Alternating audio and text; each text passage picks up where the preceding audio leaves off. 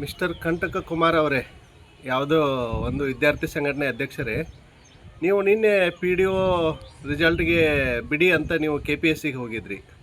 ನೀವು 2 ತಿಂಗಳಿಂದ C B I ಕೊಡಿ, ಕೆ ಪಿ ಎಸ್ ಸಿಯಲ್ಲಿ ತುಂಬ ಅಕ್ರಮ ಆಗಿದೆ ಅಂತ ಸಾಕಷ್ಟು ವಿಡಿಯೋ ಮಾಡಿದ್ರಿ. ಆಮೇಲೆ ಎಲ್ಲ ಕಡೆಯೂ ಹೋರಾಟ ಮಾಡಿದ್ರಿ. ಆಮೇಲೆ ನಿನ್ನೆ ಸಡನ್ನಾಗಿ ಹೋಗಿಬಿಟ್ಟು ಪಿ ಡಿ ಒ ರಿಸಲ್ಟ್ ಬಿಡಿ ಅಂತ ಮನವಿ ಕೊಡ್ತೀರಾ ಅಂದರೆ ವಿದ್ಯಾರ್ಥಿಗಳ ನಿಮ್ಮನ್ನು ಏನಂತ ಅರ್ಥ ಮಾಡ್ಕೋಬೇಕು? ಏನಾದರೂ ನಿಮಗೆ ಕೆ ಪಿ ಎಸ್ ಸಿ ಕಡೆಯಿಂದ ಏನಾದರೂ ಸಿಕ್ತಾ ಗಿಫ್ಟ್ ಏನಾದರೂ? ಇದು ನೇರವಾಗಿ ಬರುವಂಥ ಪ್ರಶ್ನೆ. ನೀವು ವಿದ್ಯಾರ್ಥಿಗಳ ಜೊತೆ ಈ ಥರ ಎಲ್ಲ ಆಟ ಆಡಬೇಡಿ. ನಿಮ್ಮ ಜೊತೆ ಪಾದಯಾತ್ರೆ ಮಾಡಿದ್ದೀವಿ, ಎಲ್ಲ ಹೋರಾಟದಲ್ಲೂ ಭಾಗವಹಿಸಿದ್ದೀವಿ ಕೆ ಪಿ ಎಸ್ ಸಿಯನ್ನು ಸರಿ ಮಾಡೋಣ ಅಂತ.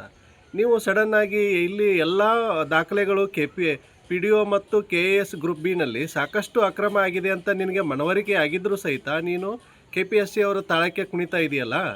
ನೀನು ರಾಜ್ಯದ ವಿದ್ಯಾರ್ಥಿಗಳಿಗೆ ಉತ್ತರ ಹೇಳಬೇಕಾಗುತ್ತೆ. ವಿದ್ಯಾರ್ಥಿಗಳೇನು ದಡ್ಡರಲ್ಲ, ಎಲ್ಲವನ್ನೂ ಅಬ್ಸರ್ವ್ ಮಾಡ್ತಾರೆ.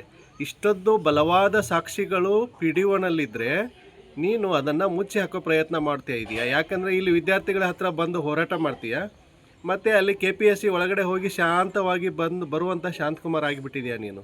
ಇದು ಒಳ್ಳೆಯದಲ್ಲ. ವಿದ್ಯಾರ್ಥಿಗಳ ಪರವಾಗಿ ನೀನು ನಿಂತರೆ ಗಟ್ಟಿ ದನಿಯಾಗಿ ನಿಂತ್ಕೋ.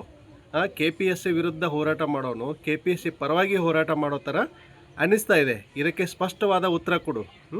ಇಲ್ಲ ಅಂದರೆ ರಾಜ್ಯದ ವಿದ್ಯಾರ್ಥಿಗಳು ನಿನ್ನನ್ನು ಕ್ಷಮಿಸೋದಿಲ್ಲ. ನಮಸ್ಕಾರ.